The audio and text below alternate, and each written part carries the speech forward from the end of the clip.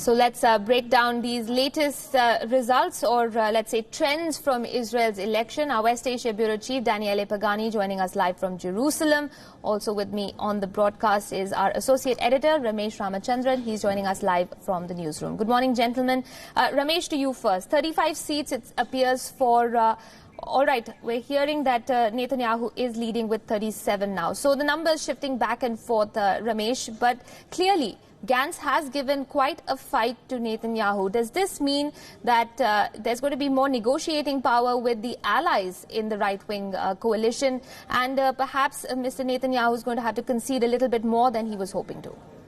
Indeed, Aisha, if the latest trends are anything to go by, 95% of the seats have been, of the votes have been counted. And as you mentioned, Likud leading at 37 seats. And at 37, Aisha, this is a stupendous performance on the part of Netanyahu's Likud party. His Likud party won just 30 seats in the last elections. So this is a commendable performance. Let's remember that this is a continuous 10-year reign of Netanyahu since 2009. So there is no anti-incumbency at play here at all, number one. Number two, even if he is still tied neck and neck almost with Gantz's blue and white party, the fact that he has the ability to cobble up a working coalition stands him in good stead as opposed to Gantz. Why do I say that? Because his right-wing bloc or the right-wing coalition comprises some parties which are already in the government in 2015 till now. And they include parties such as the ultra-Orthodox United Torah Judaism, the Shas party, the Kulanu party. So he is comfortably well within the, the required number, the 61 mark. And at last count, he was getting almost 67 seats. So that's a comfortable majority. And he can form the government, the coalition government, for a record fifth term. Now, coming to the looking ahead, Aisha, the challenge is there is a bribery and corruption case against Netanyahu. And the Attorney General will share the evidence with his lawyers, and that might take time. But if he is indeed indicted, then he might have to step down. So that's a big question mark on Netanyahu going forward. But that said, the clever man that Netanyahu is, Aisha, he suggested that he will annex the West Bank if he is re-elected for a fifth term. And some say that he might use it as a bargaining chip for his coalition partners. We will annex West Bank provided you pass a law that will give me immunity from prosecution going forward. Okay, so he's clearly marked out what this election is going to mean for his position. Also vis-a-vis those graft charges that he's facing, cases 1,000, 2,000 and 3,000, they've become sort of, a regular parlance in Israel right now. Daniele, but speaking of Benny Gantz, this has to be, I'm just playing the devil's advocate here. If he does end up losing this election, he can walk away with his head held high because he's given a tough fight to Benjamin Netanyahu, a career politician, someone who has, been in the position of power 4 times already, and is somebody who is considered a cat with 9 lives, coming back even after leaving politics altogether to hold the post of Prime Minister.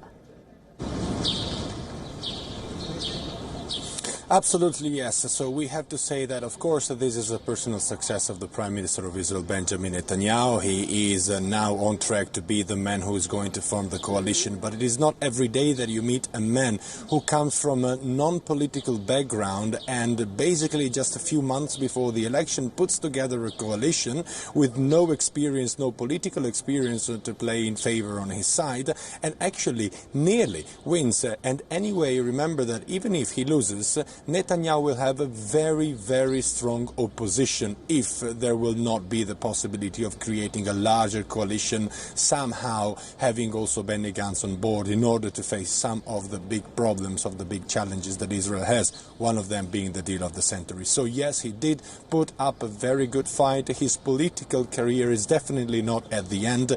He still have, if he is indeed the second man on the ground, he has 4 years to do a position, and still he will be able, of course, to force Netanyahu to consider at least some of the points that he was advocating for during these elections. Remember, if you win by 37 seats, and even if the entire right-wing coalition has 65 to 67 seats altogether, having an opposition with 55 seats or 56 seats is not an easy thing to do, and it means that they can put up a battle each and every time there is a difficult vote on topical matters. I'm talking about mostly domestic politics. All right. So the challenge then for Prime Minister Netanyahu in the current context is to make sure that the coalition holds, but in the future facing up to a strong opposition with Benny Gantz in the leading position. Ramesh, to come back to you though, there is an elephant in the room in the form of President Donald Trump and the United States. There has been more than a subtle suggestion that the way the US has handled Israel since Mr. Trump has come to power has had a huge impact on the way the vote has gone. Mr. Netanyahu has claimed victory on things like, the shifting of the U.S. embassy to Jerusalem, the recognition of Israeli sovereignty over Golan Heights vis-a-vis the president's recent statement, and of course the latest being the decision on the Iran Revolutionary Guard. So clearly there has been a huge influence by America on this election, not so subtle, of course. You're spot on, Aisha. The irony here is that in 2016, the U.S. accused Russia of alleged meddling in the U.S. presidential election. But in 2019, the incumbent U.S. President Donald Trump himself has openly batted for Benjamin Netanyahu in Israel. And that's the irony here, Aisha.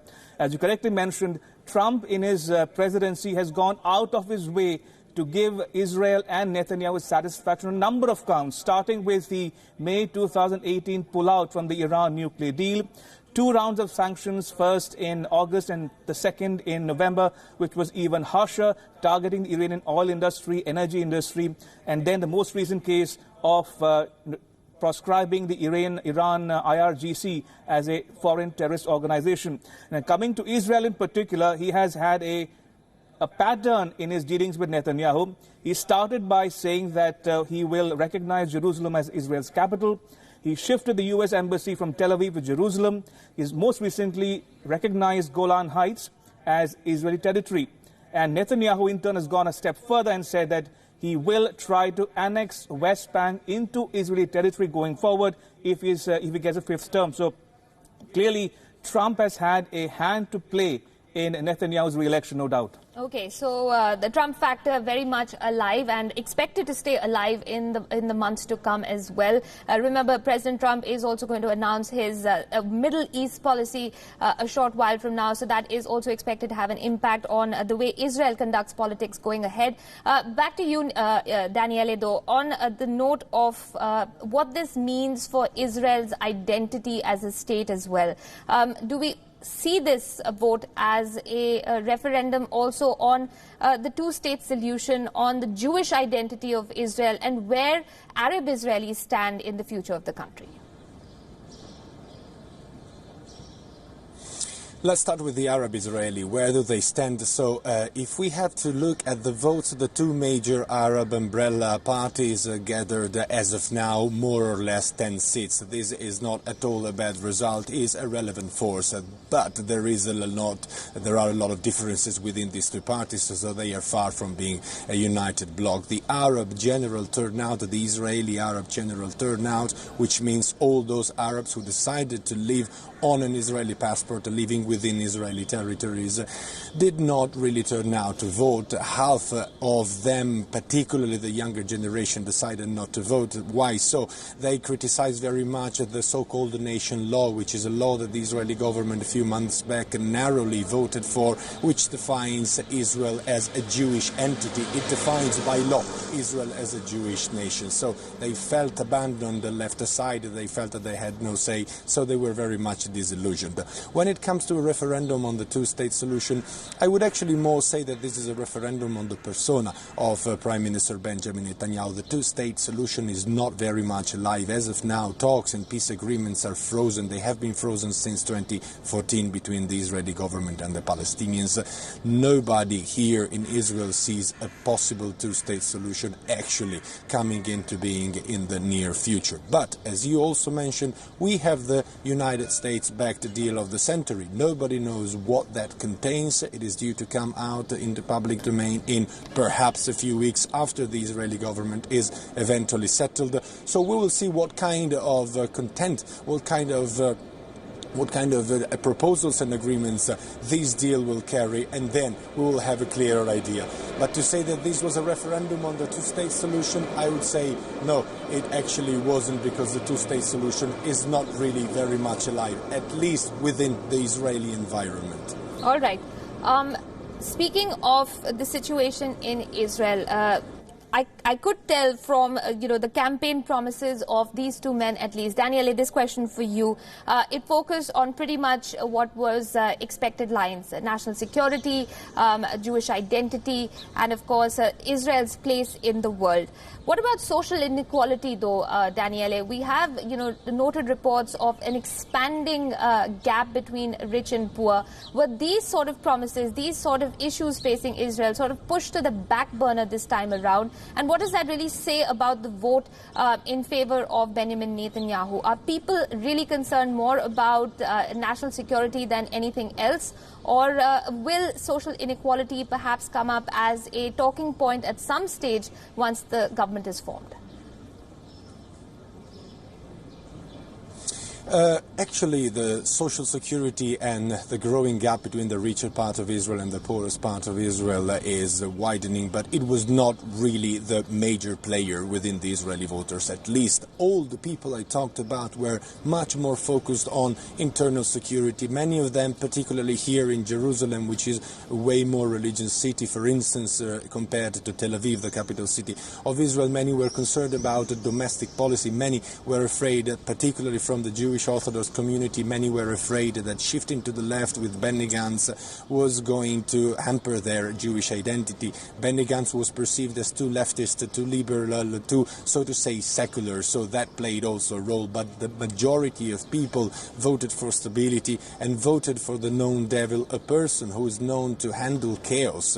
Prime Minister Benjamin Netanyahu has proven to the Israelis that at the end of the day, living in an entire hostile environment, he managed to keep the country safe. The economy of Israel is roaring. The IT sector and the experts in the IT sectors are roaring. Internationally, Israel is a very prominent state. So all these are factors and successes that the people recognize to Prime Minister Benjamin Netanyahu. Social differences, social injustice that did not make it to, so to say, the front page of the Israeli elections, at least this time. Okay. Ramesh, to you. We're working, of course, on assumptions here that Benjamin Netanyahu is going to be back for a fifth term. If that happens, what sort of impact, if at all, will it have on the situation in Syria and the relationship with Iran, or I should say, relationship in quotes? Well, Aisha, as things stand right now as we speak, Netanyahu looks set to get a record fifth term in office. Come 17th of July, he will become the longest-serving Israeli Prime Minister in the country's history, beating the founder of Israel, David Ben-Gurion. And he's already the youngest Israeli Prime Minister ever, and he also holds the record for the longest single term of any Prime Minister in office. So clearly, a lot of distinctions to boot for Netanyahu. But that said, the implications of Netanyahu's win are palpable, Aisha. Not only Syria, Iran, as you mentioned, the wider region at large. Clearly, there are Iran is in Netanyahu's crosshairs. One can expect him to finesse his Iran policy going forward. Syria, Golan Heights, another issue which he has sought to sort of brush under the carpet by saying and getting Trump to recognize Golan as Israeli territory. And that is another contentious issue going forward as well. So clearly, the implication of Netanyahu's victory will be felt in Israel, in the region, and the world at large. Okay, we'll have to leave it at that, gentlemen. Ramesh Ramachandran and Daniele Pagani, thank you both for bringing us both your perspectives on this election. It promises, of course, to continue to keep us glued to our seats for the rest of the day. We'll, of course, be bringing you all the latest on the Israeli election on our special broadcast, Israel Elects. Daniele Pagani, of course, bringing you ground reports from Jerusalem itself, and, of course, a panel of special guests joining us on the impact of either men making it to the Prime Minister's post and what it's going to mean for the world at large and India in particular.